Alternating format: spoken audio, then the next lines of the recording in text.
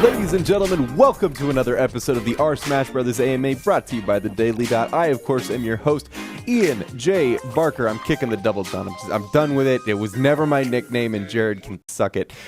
Joining me tonight, as he often is Jacob Braille-Wolf. Jacob, how are you this evening?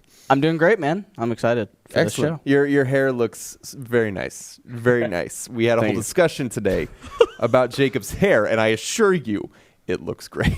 Of course, you're not here to listen to us talk about Jacob's hair. You're here for our very special guest, an individual by the name of Kevin PewPewU. Toy recently, well, not recently joined CLG, but his doubles partner SFAT recently joined CLG, part of the PewFat duo.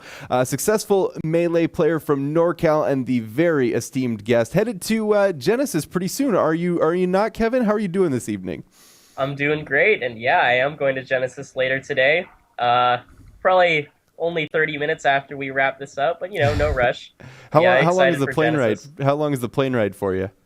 Well, I live in NorCal, and the tournament is in NorCal, so it is a 0-minute plane ride, and only probably 30 minutes of driving, 40 minutes, something like that. Are you actually staying like in a hotel, or are you just like driving there the day of and then? Oh no, I'm staying in a hotel. Yeah, I don't want to be too far, Mm-hmm.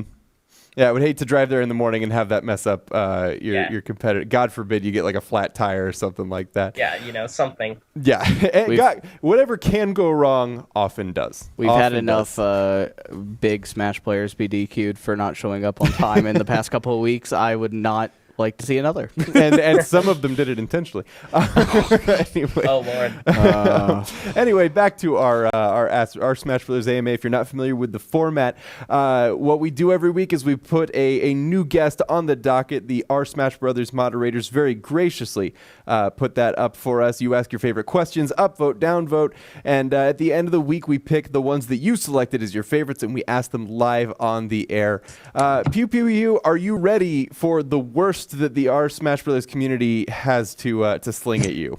Yes, I'm absolutely ready for the worst. I skimmed over it before this. Didn't try to read the questions too deeply because I want to keep it fresh. But yeah, I'm prepared for the worst. Excellent. And we got a good crop of questions this week, as we often do.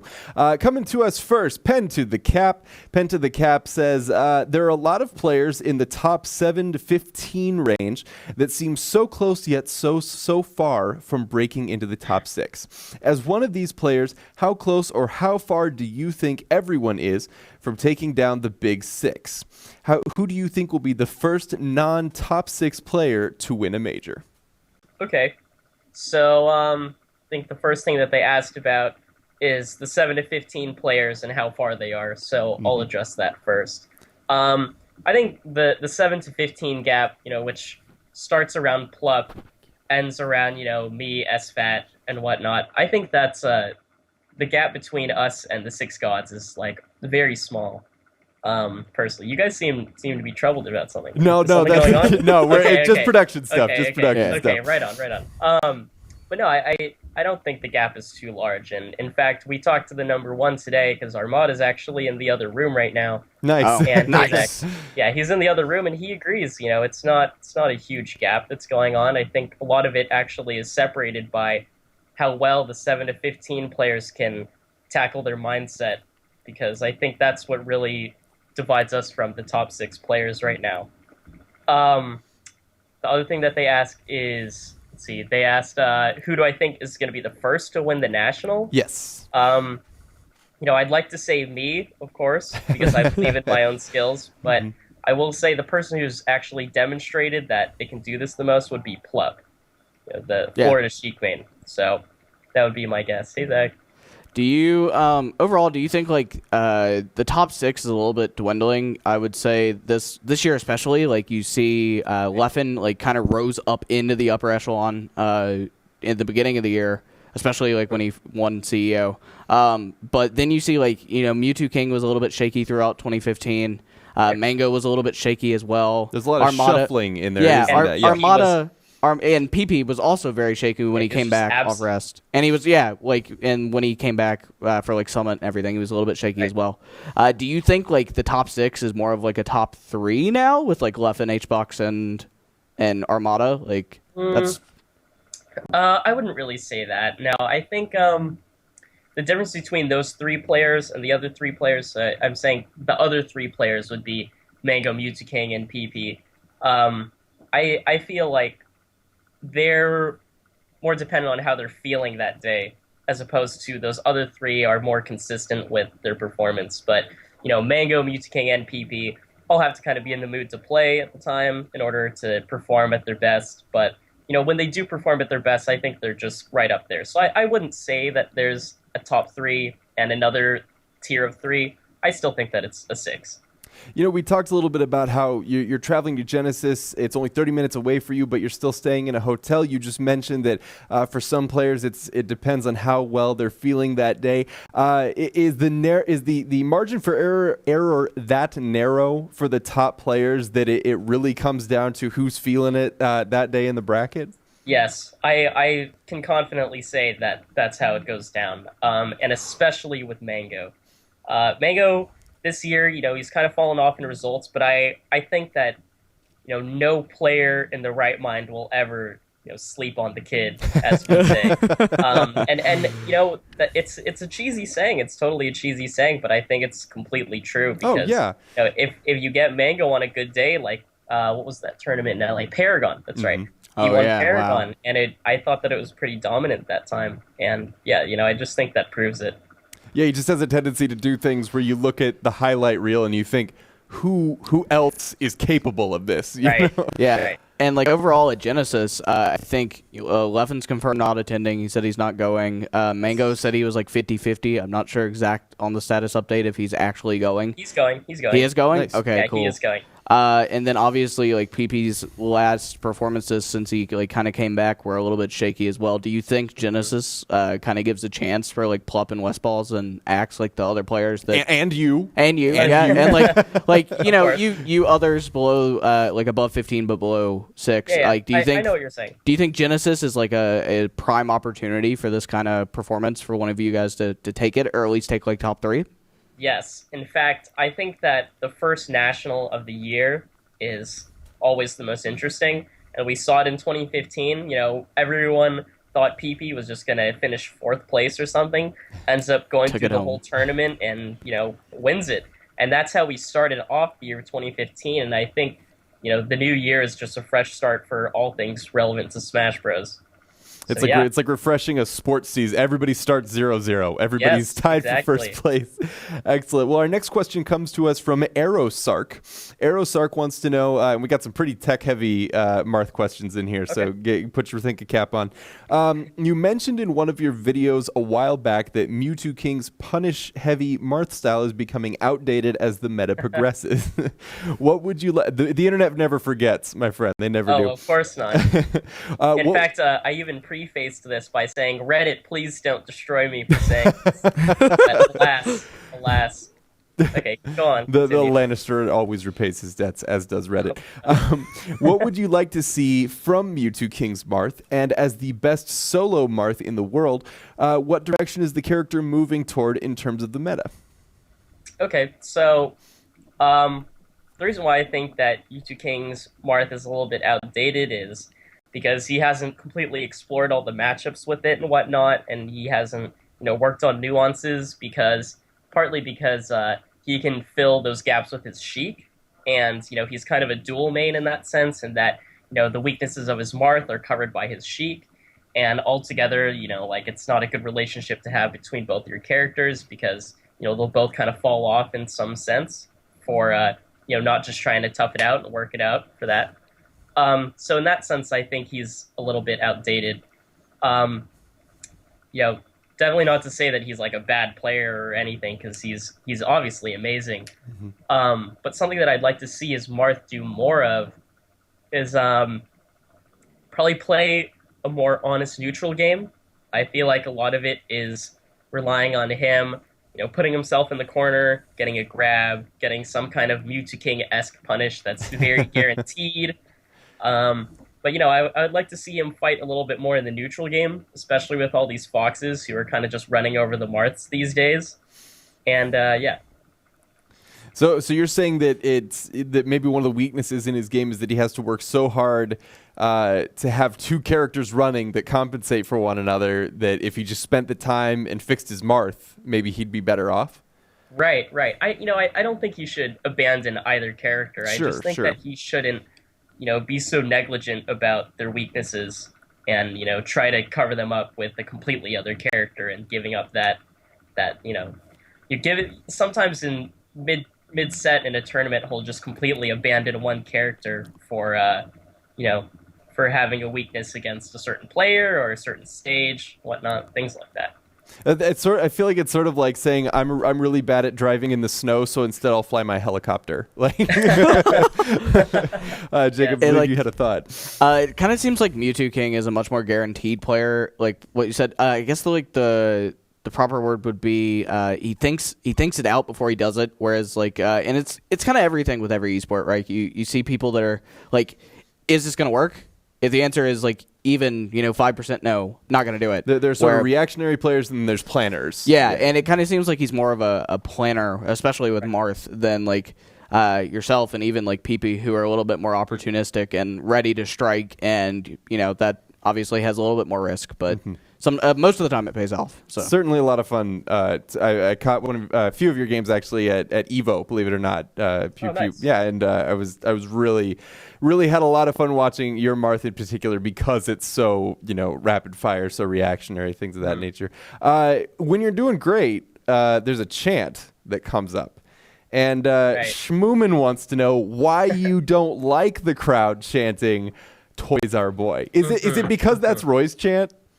No, it's not because it's Roy's chant. It's actually the chant started maybe when I was okay, this sounds silly. It started when I was maybe 18 or something, and I'm I'm not a boy anymore. I'm an adult and whatnot. So people are chanting "Toys Our Boy." I'm not a boy, guys. It was just before it was me just feeling disdain because the chant was while it was uplifting, I felt a little belittled by it. But these days, I really don't mind it at all. I think that was just 3 years ago me being all uptight about it. But no, I like the chant now. I think people still think I dislike it, but to demystify these things, I am completely okay with this chant. Just change your name to Dan. And it's Dan's our man. Dan's our man. I just want to see him and I want to see you and Leffen get matched up at some next tournament. He's not going to be at Genesis, so that's disappointing. And then just TSM versus CLG chants, the natural esport causing. That would get some viewership. And I love it's yin and yang. Yeah, it absolutely. And I love how the rivalry, despite being completely unconnected, as far as I know, there's not a specific rivalry between you and Leffen, is there? No, there isn't. There is one between SFAT and Leffen, though, and that was why the Salty Sweet at DreamHack was great, because it was basically CLG versus soon to be CLG. Yeah. He wasn't CLG yet. Soon to be. It was kind of public knowledge. He was going to be CLG. That's actually an awesome organic segue into our next question. I love it when shit lines up like that. Carl de Wombat wants to know, how much input did you have on CLG PewFat becoming a reality?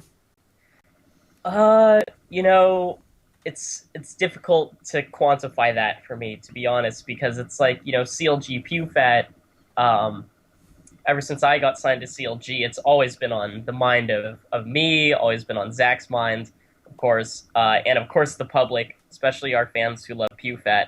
So, it was a mix of all of the people saying this needs to happen. In case you guys were there for Smash Summit, Tafikins got everyone to just tweet bomb Melixia, who is the CLG. But to say the amount of input I had on it, I suppose I at least put Zach in contact with them and pushed as much as I did, without shoving. And I would say it wasn't that much. It was kind of minimal. I kind of just gave Zach the tools, this is Melixia, this is Matcom. This is what you got to do. Go ahead and talk to him, and he pretty much cleaned it up on himself. Made it happen. It totally did happen. Didn't hold a gun to their head. And the world saw it happen. Everyone knew it was going to happen. Mm-hmm. But sign SFAT or I'm not going to Evo. No, Melixia's past two Smash signings have just been really fun to watch, because the first one was Nakat asking in a Melixia AMA, and then he got in contact with the cat, and they signed the cat. And then Wait, really? I didn't know that. Yeah. So like it was a Melixia AMA on our CLG, and the cat was like, "Are you guys interested in Smash 4 players?" And that's how that worked out. And then CLG this one, looking to sign a professional right guy. Throw me their Skype. We'll see what I can do. Going on to our next question. Persona wants to know, what top 6 player do you think you're most likely to beat? I think at this point, I'm most likely to beat Mango. I've always actually felt that I've been capable of beating Mango. I've just never got to play him at a national. I don't think ever, actually. I don't think I've ever got to play him at a national. But I feel like my playstyle is really good at fighting against his, like, aggressive SoCal Norwalk style, always in your face. And I'm really good at just, like, shifting the momentum in my favor. And so I think that I would do really well against Mango. And I mentioned it on my stream as well, so I think people would probably be asking because I said that, and they just want to get a response out of me. But yeah, I don't know. Yeah, I think I don't know. I think I would do really well against Mango, and I hope that I play him at Genesis. It's fun. I'm going to reveal a little bit about my background. I come from Iowa. DDD?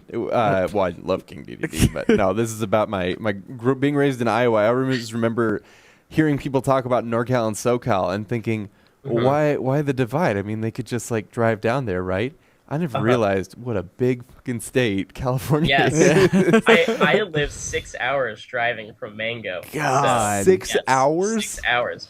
Yeah, we can start at the top of the state. You can drive down for 10 hours, and you're still only like halfway there. You're still in California. Lord. And when I moved to Texas, I thought that was big, and that's like probably close to double. Don't quote me on that. Hey man, DFW for us is only like 2-hour drive, which is nice. That's not bad. Moving on to our next question. Mick GD, I think that's Mick Good, wants to know, Marth has been said to have potential to be the strongest character in the game when played perfectly. Is this true? There's actually a few questions in that, so let's start with that one. Is it true that Marth has the strongest potential in the game?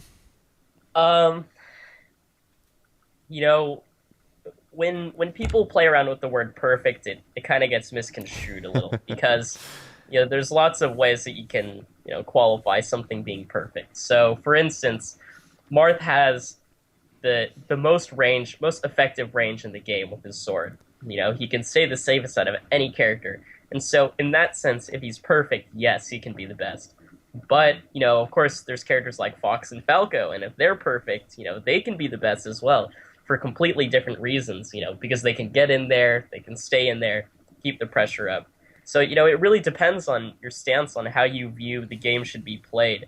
And in my opinion, I think it should be, kind of a mix of the two. So, to answer that question, I don't think Marth would be the best if he was perfect. I still think it would be Fox, but it's close. And, when it gets down to the human level, I think, you shouldn't completely consider perfection, but when you play him at the top level, I definitely think that Marth can be the best character.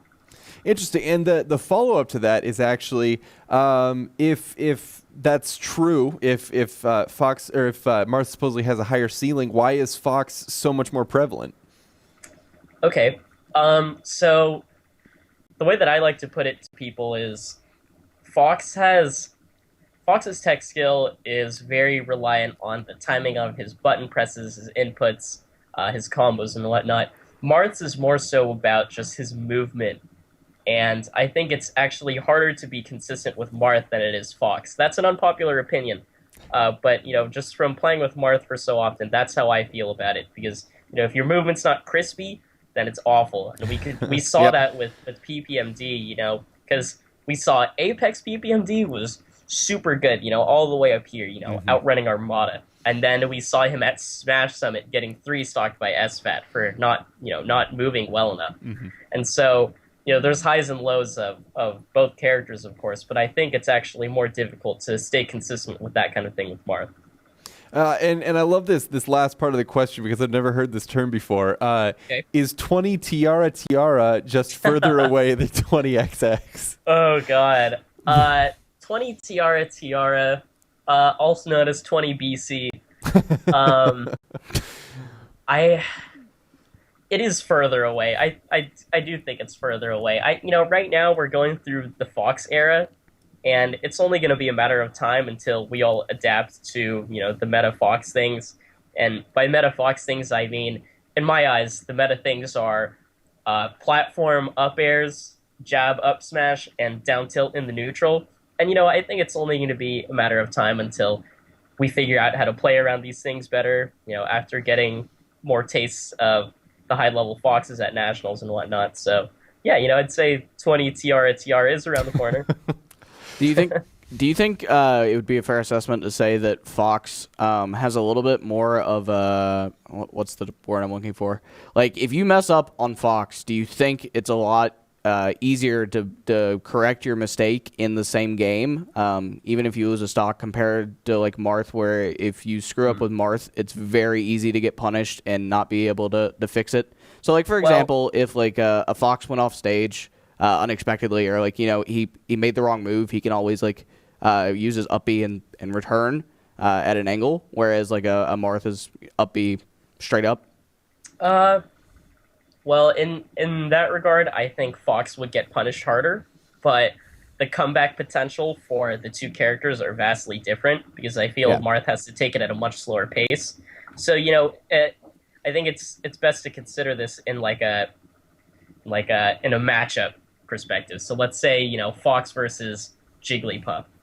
Fox gets up throw rested and dies. That's really rough. But he can still make it back. Just put 70% on the puff, get a grab, up throw, up air, and it's good. Let's say it's Marth and he gets up tilt rested. He's got to work really hard for a long time and make sure he doesn't make trades. He's already down a stock. He's got to hit the puff flawlessly, and to bring it back, it's not such a lightning fast moment. It's really just a whole 2 minutes or 1 minute of fighting for that stock again. And so in that regard, I think it's more taxing mentally, and therefore it can be more punishing, but it really depends on how the player takes it. As a Marth player, I am learning a lot, so this is great. Nice. Yeah.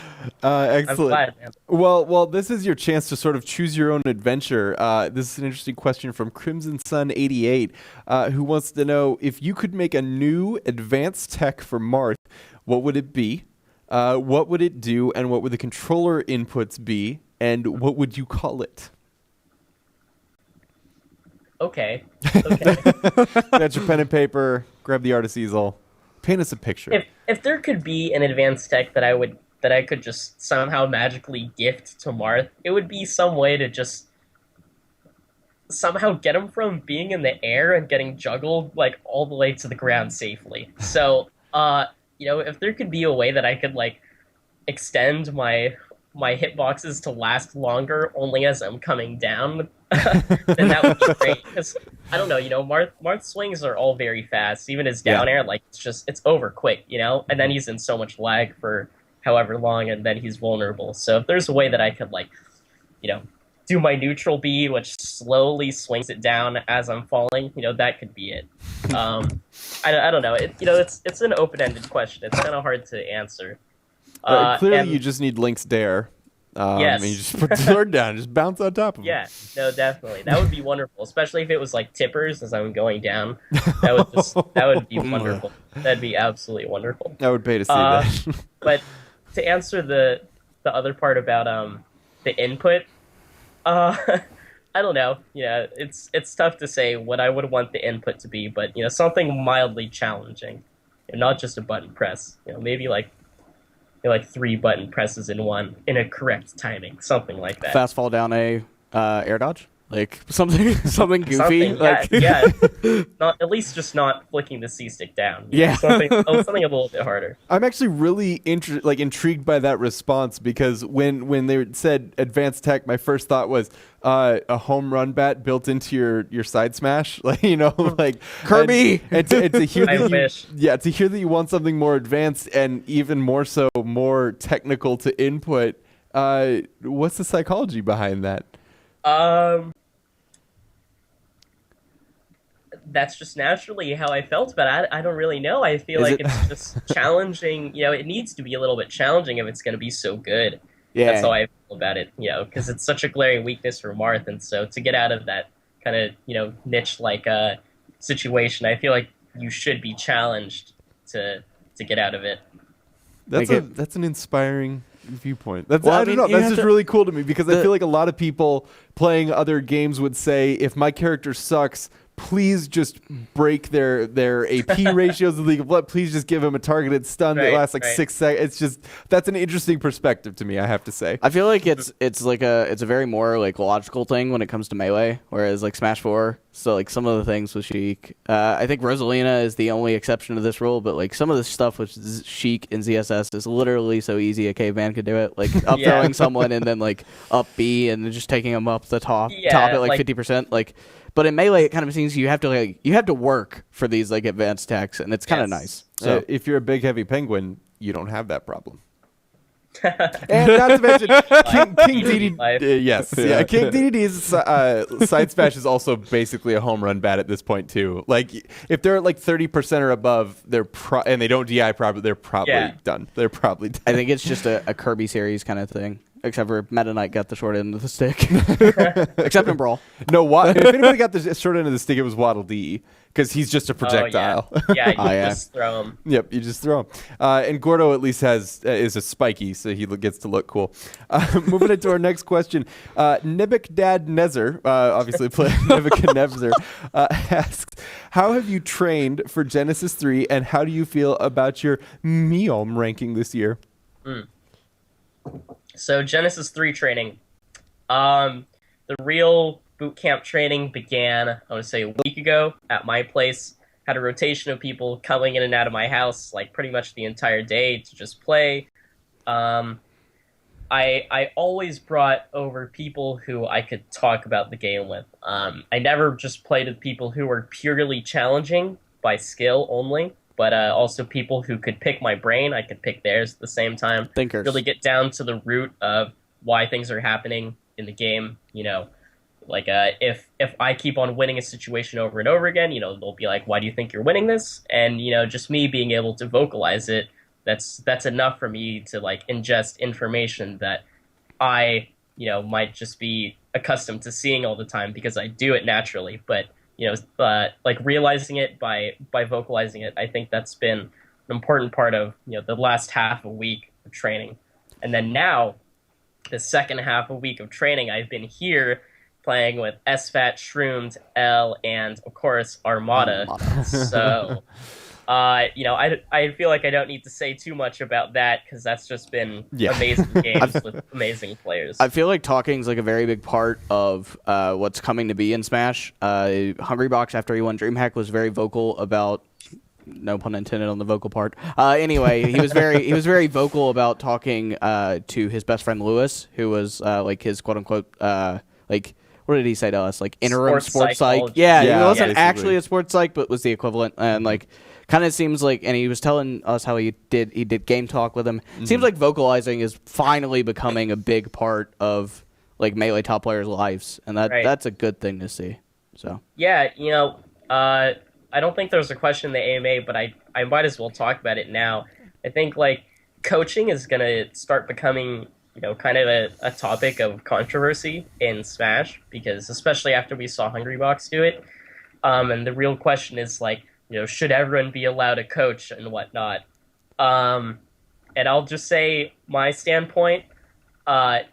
We shouldn't necessarily say we should have a coach because other esports are doing it, and we should make our own rules about it. But personally, I'm for it. Really, just to get that out there. I think it's fine as long as it's not during games, like having someone whisper in your ear or you're in the middle of the game. Yes. That's bad. Oh, if you're in the middle of an active game. Yeah, I think in the middle of a set is fine. So if you lose games. something, in between individual games, I think it's fine. You know what? During Honestly, a game, let's go the whole 9 yards. Let's make it like a boxing ring. You go to your corner, you've got your coach, you've got the guy feeding you heart containers to get rid of all that % damage. It just repairs you. I honestly love the idea of support staff because I think that having good support staff and having people to back you up and really push you to what you're capable of is something that traditional athletes have done for, like a century. And so why not bring it to an arena where there is so much ground to be covered in terms of psychological training, psychological conditioning, things like that. Right. And I think it's just fascinating to have players on like you, like Zoo, like Hungrybox, who talk about how intensive and how important that training is. It's really something that I would argue that Smash is actually one of the front runners for. We see it in other esports as a fledgling thing, but you guys seem to be adopting it much more frequently. It's weird to think that a 14-year-old game, like, where it's still so new in terms of infrastructure. Like, that's very true. Right. Like, that's the scary part, right? Yeah. Like, It's also because, like, we were kind of just behind the scenes until 2013, and it's we really only had 3 years to compound on this growth. But to talk about going back to your corner between rounds and whatnot, as they would in boxing, I know personally, like, I work really well with having like some reassuring support from like my teammate and whatnot. That's partly why PewFed is so great in my opinion, because we just bounce off each other, share good vibes with each other. But in that regard, I feel like between games, like having some kind of sports psychologist or whatever, just your best friend there with you, I think that's going to be important. Yeah, having now spoken to you and SFAT individually, I can't imagine there's a lot of negative vibes in that interact. You just both no, there happy really dudes. isn't. and when there is, when there on the rare occasion that there are those kind of negative vibes, we squash it pretty quick. We don't let it linger. We talk about it, or like, this is a problem. We can't let this happen. Blah blah. So let's fix it right here, right now. Yeah. That's awesome. That's very healthy. League of Legends craves for true friend storylines. Here's one in Smash, man. This is what we're looking for. Moving on to our next question. SC Red, a very common commenter on the SmashBros AMA. Welcome back, friend. Asks, as the best solo Marth main, what about the character do you like over the Spaceys or even Sheik? And what do you think Marth makes up for, despite not having as many options as a character like Fox? Okay, so the thing that attracts me the most about Marth would definitely be his movement, because it's so buttery and smooth, and I don't know, it just makes me so happy, dude. Oh my god. Like when you're flowing with Marth, there's no other character that is as fun. The reason why I haven't picked a Spacey or Sheik, as they said, I've played tons and tons of hours of these characters, but I don't know. There's just something that has always been missing from those characters, and I find it in Marth, and I think it's really just because he feels like a more expressive character, despite not having all these options. I feel like just if you take that comment at face value, you're like, oh, someone who has more options, obviously you're going to feel like you're more expressive with this character. But the fact that Marth is limited and has his glaring weaknesses at times, I think is partly what makes him an amazing character, and that's why I like him. Well, it was one of my favorite things in esports. It's something that I try to preach a lot, is the idea of elegance. You can have a Swiss Army knife character, and it can have it can have a toenail clipper and a flashlight and a nail file and a corkscrew. You can have all those things, or you can have one knife that's well designed to do a bunch of different jobs.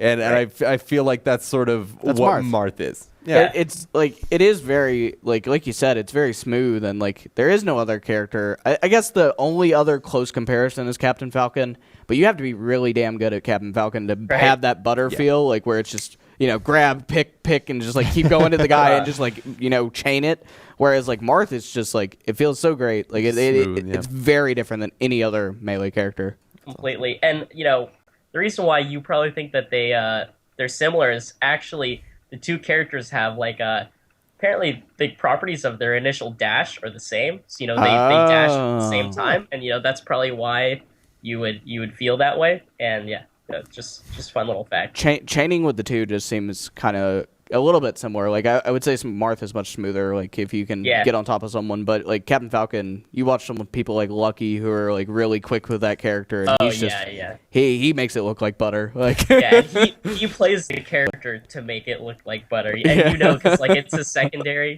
he just does it for the style, just for a good feeling. Yeah, Batman.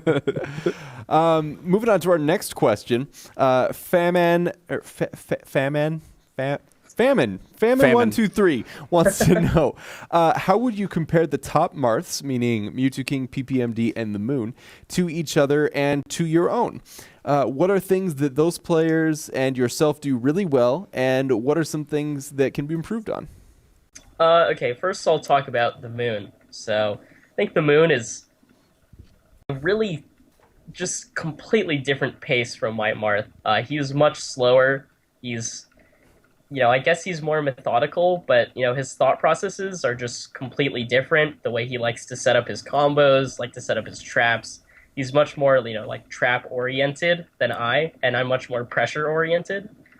I don't know. I don't have like too much to say about the difference between our Marths, but I will say that the Moon is just a completely different take on the character from I would say, because he's just slower, as I said. Anyways, PP. He's neutral game based. I would say PP is very neutral game based. There he is. Yeah. Yeah. This does not end well for you, but it's a good example. Oh yes, it definitely does not end well. But yeah, he's extremely movement based. Neutral game, as you can see from this clip, and I just get dunked. I'm sorry. But yeah, he's not so punish heavy. But like me, he's reactionary in that way. Really likes to feel out his opponents. And about Mewtwo King, I would say Mewtwo King is just completely all about punish game, and he even sacrifices parts of his neutral game to get a better punish game, and I just can't agree with that. I don't know, that just from a philosophical standpoint of Marth, I would not give up all my stage control just to get like a better punish, Mewtwo King would. Doesn't your neutral game fuel your punish game? Yes, it does, but Jason really likes to put himself in the corner and yeah. So he goes to the corner and waits for his opponent to make a mistake so he can punish it. Yes, a lot of times. All right. It's the waiting game. All right. Yeah, it's just different. I don't know. He's a lot more formulaic, I would say. He doesn't really go for like the kind of combos that will like tilt your opponent and get in their head as PP or I would, and yeah. Nice, concise list. I really enjoyed that. Can we, if somebody, I want to create something. If people don't move like butter with a character, can we say they're margarine? Can we do that? Yes. Yeah, I can't call them margarine. I can't believe it's not butter, Marth. Whenever, between like the people in my area, like Zach and whatnot, Zach and I, when we're not moving well, we like to call it molasses. Molasses. Like, we just Yes, have I like molasses that. in That's great. Yeah. I like that a lot. But and then, have you ever had like actual maple syrup? What do you mean by actual? I feel like okay, so like you go to the grocery store and there's the bottle that's shaped like a comely country aunt, Mrs. Butterworth, and you pour that on your pancakes. But that's syrup, that's sugar, and then there's maple syrup, which is actually maple syrup. And it's a lot smoother, and it's a lot less viscous. And to be honest, I can't tell you with an honest answer because I don't know. I just took up 45 seconds of our show trying to describe maple syrup. Are you saying Kevin is the real smooth maple syrup, and everyone else is the grocery store maple syrup? Mrs. Like Butterworth. I see. Well, I appreciate the maple syrup compliment. Just as sweet as maple syrup.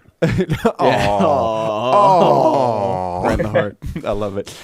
Coming at us next, Luna SSBM. Luna, welcome back to the R Smash for this. Shout outs to this guy who always is in my stream as well. Yeah, he's everywhere. I see Luna all the time. What a great guy. Great guy. So Luna wants to know, as of late, it seems as though you have the 9th place curse. While still an impressive placing, what exactly do you think you need to do to break through and start placing in the top 8 consistently? This is like definitely the question that I get the most these days. I think a lot of it is, only considering my opponent, as opposed to the whole tournament. I think that's like a big problem that I have specifically for the qualifying top 8 match. in the past, a lot of times it's been like, oh, like I'm gonna like smash my previous record, and that itself is like a poor approach to how you should do at a tournament, because everything should be taken one step at a time. Smash the record. It smash the record. Yeah, that's Yeah. it. Gotta, Damn it. gotta beat this guy. Gotta beat this guy at this time, which is now, and just gotta be present now. And all the things that come after will come after. And I need to focus on what's going on now. And after Smash Summit, I've done like a lot of just like thinking about that, how to approach it better, mentally. And also just I feel like most of my top 8 qualifying matches have been against opponents that I just don't want to fight against. Like, I think I fought against Axe, 3 times last year for qualifying to top 8. So, that was like extremely rough, because he is my demon. He is absolutely my demon these days. Is that a matchup thing? Like Pikachu versus Marth? I think it's a matchup thing. Reddit and my stream keep on telling me that Marth wins. I don't really believe the random Redditors and whatnot, but then, Axe says, Marth wins.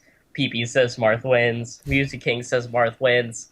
But I can't fully grasp their opinion on it, because, they switch. Honestly, they switch characters against Axe. None of them actually play him with Marth. So I Put your money where your mouth is. Yeah, Right? I can't say anything about it.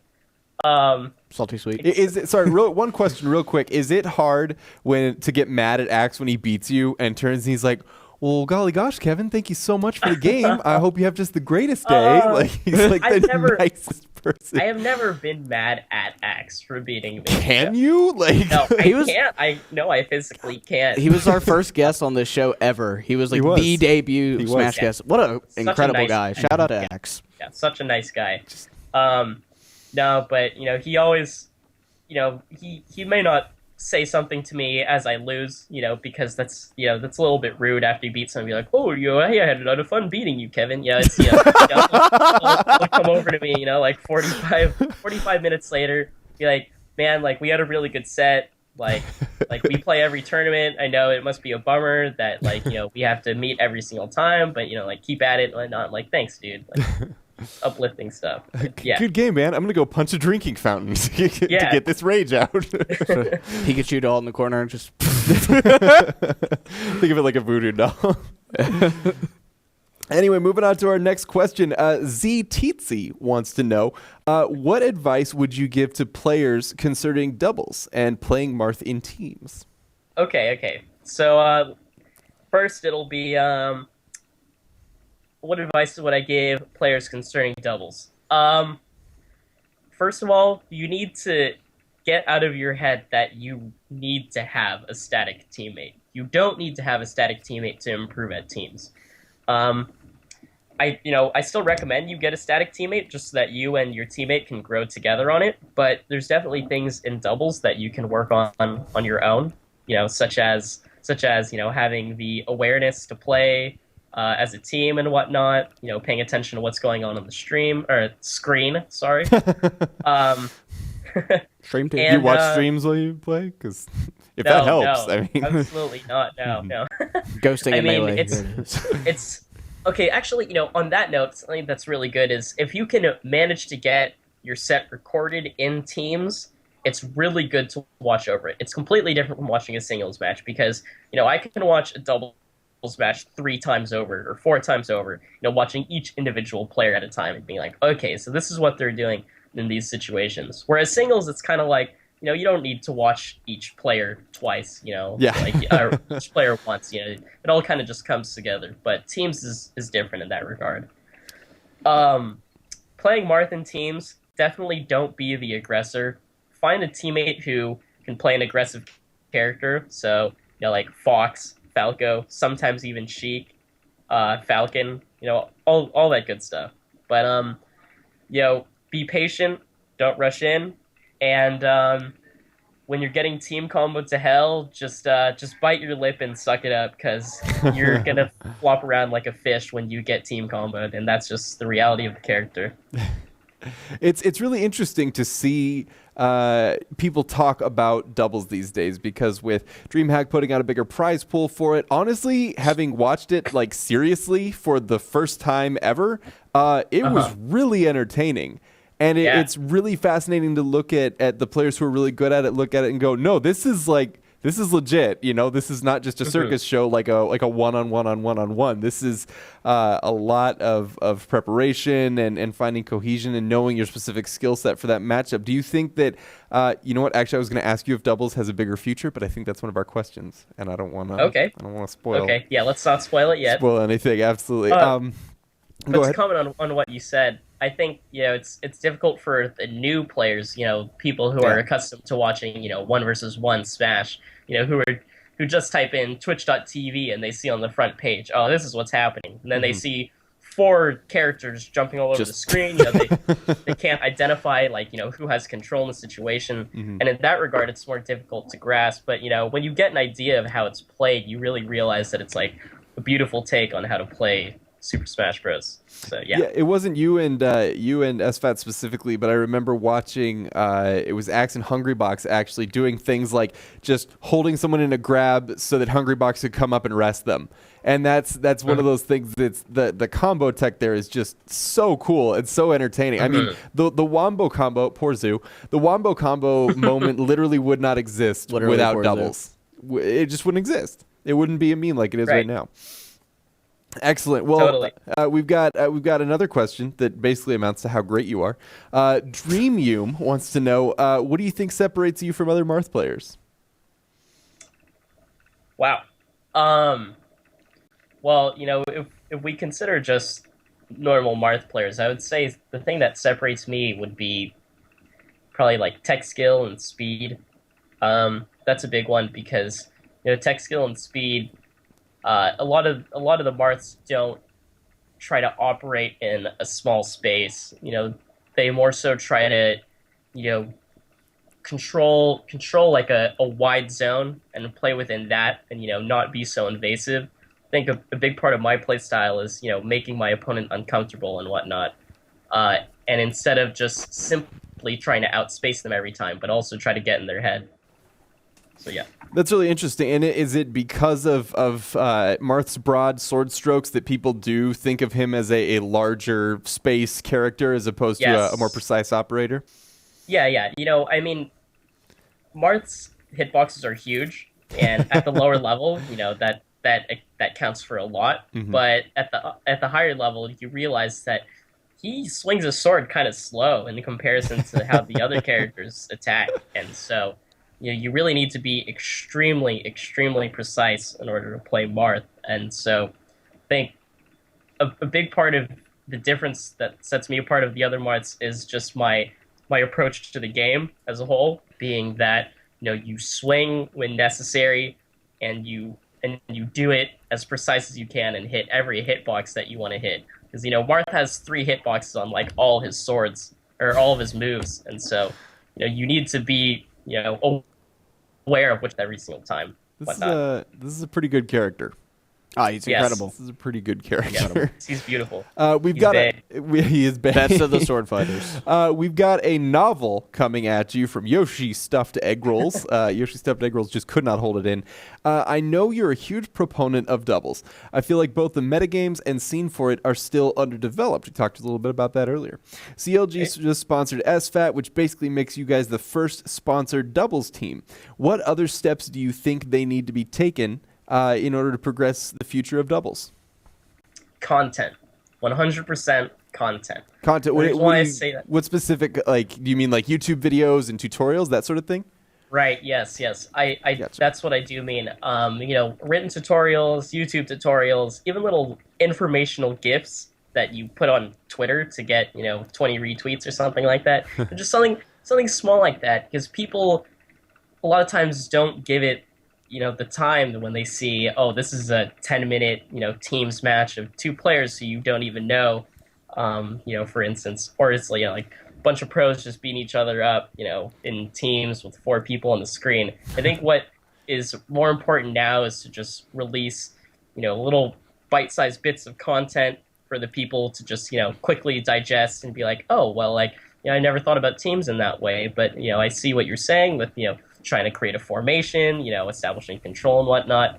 And the reason why I think that there isn't a lot of teams content right now is because it's kind of an abstract topic, because it's difficult. It's not as formulaic as singles, because you need to be more on the fly, going and changing with how the match progresses. And so with that, I think it's just like a lot of the people, including myself, have been hesitant to release content because we might not be satisfied with how it looks, because it's difficult to explain. Yeah, just throwing it out there now that you guys are sponsored, or not sponsored, verified on Twitter, you can now upload videos on Twitter. So instead of GIFs, you can now do. I didn't know that was a thing. Yeah, all verified accounts can upload videos. I think there may be a little cap on it, but you and Zach should look into that. Okay. So. Okay. Thanks for the tip. The retweets on that instead of GIFs. Yeah. And then you can turn those retweets into real dollars. And anyway, we've got another novel coming at you. You're a popular guy, Kevin. Let's be honest. And I think after speaking to you for 50 minutes, it's pretty obvious why. Kezup wants to know, AMSA has stated that Roy is the character in Melee with the most untapped potential. We're off to a good start. Since you play a very similar character and have dabbled with Roy in the past, do you think Roy could eventually get any notable results and rise up in the tier list? No.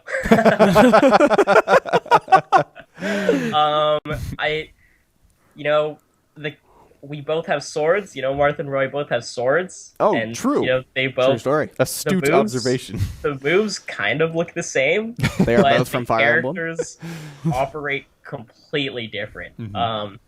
And I know AMSA made a tweet about that, and I even said oh, AMSA, I see your tweet, and in fact, I'm going to the Foundry tomorrow. I'm gonna go all Roy and test the waters, and it was awful. It was it was the least enjoyable Foundry of my life, because I was stuck to this terrible character. And just aside from him being terrible, recovery wise, combo wise, it's also all of his moves can just be crouch canceled. And these days, people are just way too smart with their crouch cancels. Even foxes are starting to crouch cancel. Crouch cancel up smash you. I just don't think that there's a way that Roy can use his speed and his terrible hitboxes to actively contest any of the high tier or higher characters. And so, no, I don't think there's a future for Roy. I'm sorry, Kezup. I apologize. I mean, clearly he was referring to Roy in Smash 4, because Roy in Smash 4 is a different beast entirely. I actually haven't played him. Oh, really? He's interesting. I feel like Sakurai felt bad for Roy being the neglected brother in Melee, and so he's like, we'll just give you fire make it better than on Marth. everything. And everything will set people on fire. And if anyone wants to read more on AMSA, we had one of our writers, Ahmad Khan, did a beautiful AMSA profile that came out, I think today. It was today or yesterday. What an excellently well-delivered segue, Jacob. Yes. That was beautiful. I will definitely read that, though. I love reading reading about that guy. daily.com/topics/esports, and That's correct. you should find it there. It should be there. That's There it correct. is. Yeah, Ahmad with a great write-up on that. Moving right along, we don't have a ton of time left for questions, so we want to make sure we get in as much as we can. Are you okay, Kevin? Yeah, I was just changing my position. Moving on to the next question. Mr. Pika Pal wants to know, do you think it is possible to be #1 in the world with solo Marth in today's meta? Yes, I do think so. I don't think there's a single matchup right now that completely limits Marth from reaching the top. In the past, it's been Sheik, but Marths have learned to overcome that. It's also been Falcon, but Marths are starting to become better at that. And all the foxes for some reason think that Marth beats Fox, which I'm not completely sold on. But when you just consider the matchups that he has at the top tier level, he can totally do it. In fact, I think that character, Peach, who has become #1 in the world because of Armada, I think Peach has worse matchups than Marth in the top tiers, and she's able to do it. So, no reason Marth can't do it too.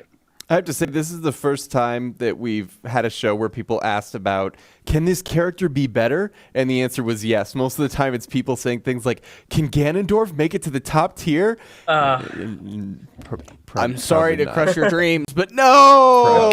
Probably not going to happen. Yeah. Moving on to our next question. SS Bagman wants to know, thoughts on Armada's cover or of the Armada song? Banger baby. or nah? Absolute banger. 125% banger. I was there to watch it happen, in fact. In case you guys haven't seen the clip, you guys should definitely check. It's probably floating somewhere around on Reddit, but oh god, it was the most beautiful thing I've ever seen. Beautiful, great Smash content. Yes.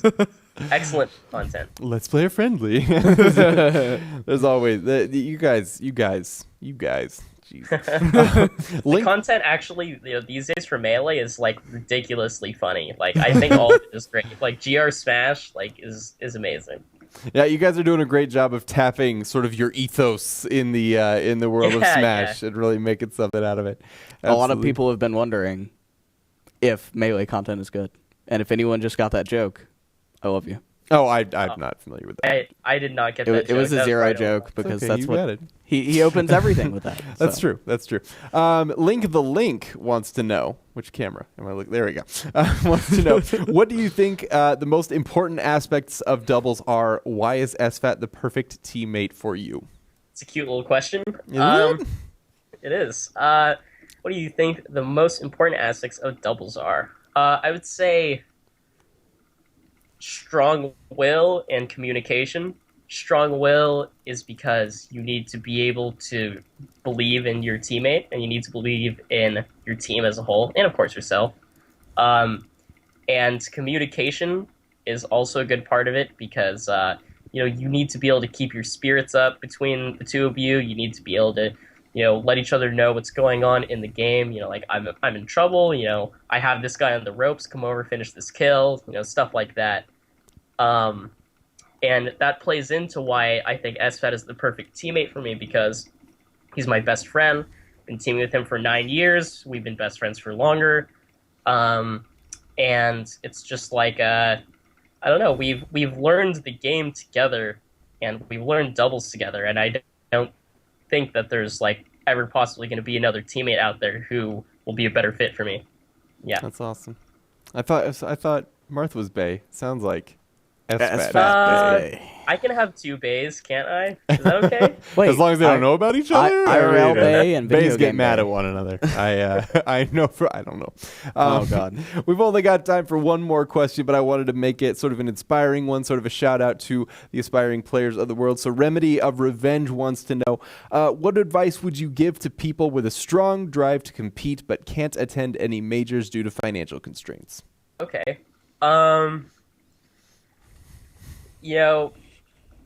I didn't actually attend nationals for maybe the first 3 years of my life. And in fact, 3 years of my career, sorry. Mm-hmm. And in fact, the first national that I did attend was Genesis 1. So interesting how that's only, the trilogy is coming to a close in a day from now. But, I think if you legitimately have an interest in Smash and an interest to improve, you should just keep at it with your local scene. You might not have all the tools around you to keep playing, but you can stay mindful of it. You can always have the spirit of competition in yourself. Always be like, I'm going to be better than I was yesterday. And I think that's more important than actually going out and attending these majors, which I believe that when you're first starting, majors are just kind of a gauge to see where you are right now in your career, and that most of the enjoyment from Smash actually comes from when you're at home and when you're playing with your friends in your local scene and whatnot. So the person who asked that, Remedy of Revenge, I would say the advice that I have is just keep at it. Don't get beat up about your financial constraints. Save $5 a week or whatever. Don't get Jamba Juice for like half a year, and save up for that plane ticket. And, have a ball. That was exactly the Disney moment I was hoping for. That was great. That was great advice. That was great advice. Thank you so much, Kevin. Before we close up shop for the night, are there any other shout outs? Anything else you want to say? Do you have the CLG list of sponsors in front of you that you need to run down? Yeah. Actually, I'll pull it up right now. But of course, first I want to give a shout out to CLG. Got the CLG hoodie on right there. CLG Red, boys. Yeah, CLG Red. Let me just pull up the site. Shout out all of the little partners that we got. You got to do it. But, I know it. Yeah, but of course, shout outs to Melixia, Matcom, George Hotshot, Brian, everyone in the CLG organization for this opportunity, and Daily Dot. Shoot these guys a follow while you're at it. Thank you. But let's see. We got our sponsors here. Thank you for reminding me to pull this up. We got, of course, shout outs to Razer, iBuyPower, great PCs, which I use at home. G2A, Twitch.tv, of course, NZXT, DX Racer, Cloud, HyperX, Intel, DraftKings, and Ever8. So shout outs to all you guys for keeping it awesome. And shout outs to you two fellows right there. Oh, thank you, Kevin. Thank you, sir. Well, Kevin, thank you so much for coming on the show. I think we had a lot of fun tonight. I'm really excited to hopefully have you back on the show at some point. I think that would be a lot of fun. Definitely. Awesome. Well, that is going to do it for us this evening. We'll be back next week with yet another guest, yet another batch of questions, and some more Smash goodness. If you liked the show, hit that follow button, or if you're feeling particularly generous, we have a sub button. Balloons, confetti. We have a sub button. If you like the content here, it helps us out a lot. For that $5 a month makes a big difference for us. If nothing else, just to show that you appreciate what we do here, and let it be known we appreciate you. If you want to check us out on YouTube, catch the interview after the fact. It's youtube.com/daily.esports. Check us out on Facebook at daily.esports and on Twitter at .esports. I believe I got them all, didn't I? Yes. Was that all? Okay, excellent. I think that's all. Excellent. Cool. We'll be back next week. I have been Ian J. Barker. This has been Jacob Braille Wolf. This has been the R SmashBros AMA, and we will see you next time.